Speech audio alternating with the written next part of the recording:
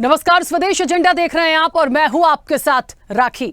महाराष्ट्र झारखंड में कौन बनेगा किंग, ये बड़ा सवाल है और उसका जवाब मिलेगा 23 नवंबर को जब नतीजे आएंगे। लेकिन आज दिन भर के उत्साह ने बता दिया कि जनता ने बढ़ चढ़कर मतदान किया है। महाराष्ट्र में 288 सीटों पर एक चरण में मतदान हुआ, जबकि झारखंड में 2 चरणों में मतदान संपन्न हुआ। महाराष्ट्र में महायुति बनाम एमवीए का मुख्य मुकाबला, जबकि झारखंड में सत्तारूढ़ इंडिया गठबंधन और एनडीए के बीच कड़ी टक्कर है। जेएमएम के नेतृत्व वाला गठबंधन अपनी कल्याणकारी योजनाओं के दम पर सत्ता बरकरार रखने की कोशिश कर रहा है, जबकि बीजेपी ने हिंदुत्व, बांग्लादेश से घुसपैठ और मौजूदा सरकार के भ्रष्टाचार के मुद्दे उठाकर चुनावी मैदान में ताल ठोकी है। राज्य में विधानसभा की 81 सीटें हैं। यहां पर पहले चरण के लिए 13 नवंबर और 20 नवंबर को दूसरे चरण की वोटिंग संपन्न हुई है। सोरेन अगर सत्ता में वापसी करते हैं तो वो इतिहास रच देंगे। वहीं अगर उनकी हार होती है तो झारखंड में वो परंपरा कायम रहेगी जो 24 साल से चल रही है। इसके अलावा यूपी की 9 और उत्तराखंड की केदारनाथ विधानसभा सीट पर उपचुनाव के लिए वोट डाला गया। केरल की हाई प्रोफाइल संसदीय सीट वायनाड में भी उपचुनाव के लिए वोटिंग हो चुकी है और अब इंतजार नतीजों का है। महाराष्ट्र में जहां महायुति सत्ता बरकरार रखने की कोशिश कर रही है, जबकि विपक्षी गठबंधन महाविकास अघाड़ी यानी एमवीए मजबूत वापसी की उम्मीद कर रहा है। महायुति में बीजेपी 149 सीट पर, शिवसेना 81 सीट पर चुनाव लड़ रही है और अजीत पवार के नेतृत्व वाली एनसीपी ने 59 निर्वाचन क्षेत्रों में उम्मीदवार खड़े किए हैं। महाविकास अघाड़ी में कांग्रेस ने 101 उम्मीदवार, शिवसेना यूबीटी ने 95 और एनसीपी शरद चंद्र पवार ने 86 उम्मीदवार मैदान में खड़े किए। बहुजन समाज पार्टी यानी बसपा और एआईएमआईएम की बात करें तो उनके सहित छोटी पार्टियां भी चुनाव में रही, तो बसपा ने 237 और एआईएमआईएम ने 17 उम्मीदवार उतारे हैं। बड़ा सवाल कि महाराष्ट्र में किसकी बनेगी सरकार, झारखंड में कायम रहेगी परंपरा या सोरेन रचेंगे इतिहास। इसी पर चर्चा भी करेंगे हम एजेंडा में। लेकिन आपको बता दें कि एग्जिट पोल क्या कहता है। तमाम एग्जिट पोल भी आ चुके हैं, वो भी आपको कुछ देर में दिखाएंगे। लेकिन सबसे पहले आपको दिखाते हैं कि हार जीत के जो फैक्टर आए हैं महाराष्ट्र और झारखंड में, वो कौन से मुद्दे थे और अंततः आते आते अंतिम दिन तक वो कौन सी चीजें सामने आई जो इस मापदंड को तय करेंगी।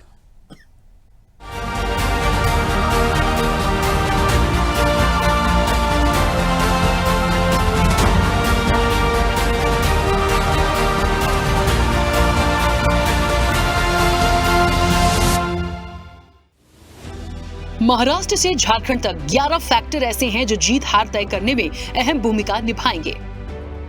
कैश फॉर वोट कांड, महाराष्ट्र में 3 ऐसे आरोप सामने भी आए।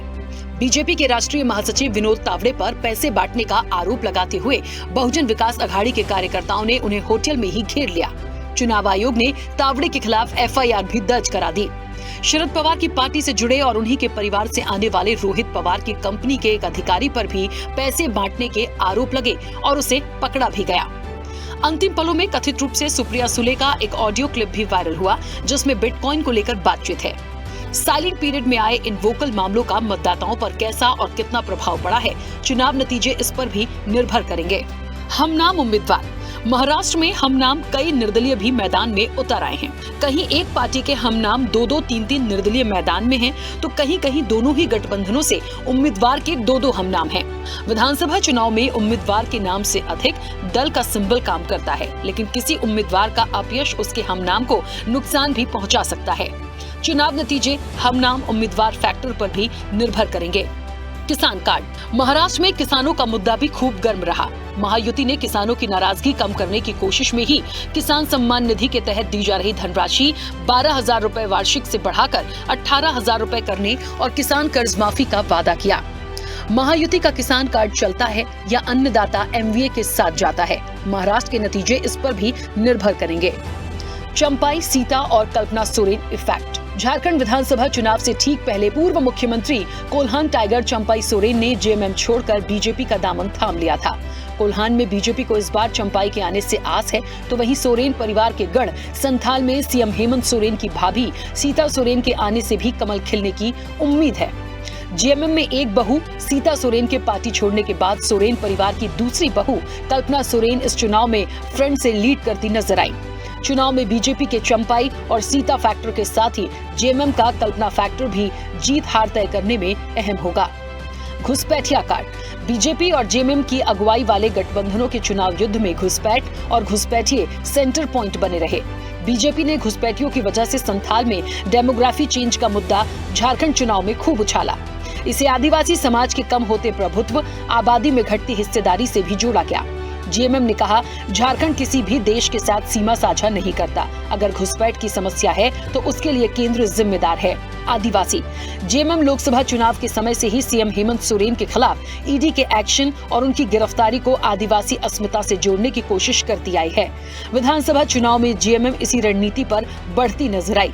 बीजेपी ने आदिवासी समाज को साधने और आदिवासी अस्मिता की पिच पर जेएमएम को पटखनी देने की कोशिश में मध्य प्रदेश छत्तीसगढ़ चुनाव में आजमाए सफल फॉर्मूले पर फोकस किया। बिरसा मुंडा की जयंती पर दिल्ली से बिहार तक बड़े नेताओं के कार्यक्रमों से आदिवासी समाज को संदेश देने की रणनीति साफ नजर आई। भ्रष्टाचार बीजेपी ने महाराष्ट्र से झारखंड तक भ्रष्टाचार को मुद्दा बनाया। राहुल गांधी ने पीएम मोदी के नारे एक है तो सेफ है पर प्रेस कॉन्फ्रेंस में तिजोरी के जरिए वार किया। बीजेपी ने तुरंत ही कांग्रेस को भ्रष्टाचार के मुद्दे पर घेर लिया।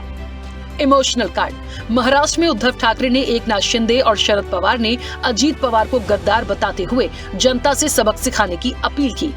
झारखंड में चुनाव प्रचार थमने से पहले जेएमएम ने भी अखबारों में एक पेज का विज्ञापन देकर झारखंड राज्य की मांग को लेकर आंदोलन की तस्वीरें दिखाकर भावनात्मक कार्ड खेला। ध्रुवीकरण झारखंड में घुसपैठियों के कारण बदलती डेमोग्राफी का मुद्दा हो या आदिवासी लैंड से महाराष्ट्र तक सीएम योगी का बटेंगे तो कटेंगे और बीजेपी का एक है तो सेफ है का नारा, ये ध्रुवीकरण की कवायद से जोड़कर ही देखा जा रहा है। जेएमएम ने इसे काउंटर करने के लिए न बटे हैं न बटेंगे का नारा दिया।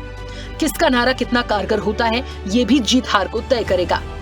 डायरेक्ट कैश बेनिफिट योजनाएं महाराष्ट्र से लेकर झारखंड तक डायरेक्ट कैश बेनिफिट वाली योजनाओं का बोलबाला रहा। महाराष्ट्र में महायुति को लड़की बहन योजना से उम्मीद है, झारखंड में जेएमएम को मैया सम्मान योजना से। ये दोनों ही डायरेक्ट कैश बेनिफिट योजनाएं महिला वोट बैंक को टारगेट करती हैं। कांग्रेस का प्रदर्शन महाराष्ट्र से झारखंड तक सत्ता का निर्धारण करने में कांग्रेस के प्रदर्शन का भी अहम रोल होगा। महाराष्ट्र की बात करें तो यहाँ विदर्भ रीजन को निर्णायक माना जाता है।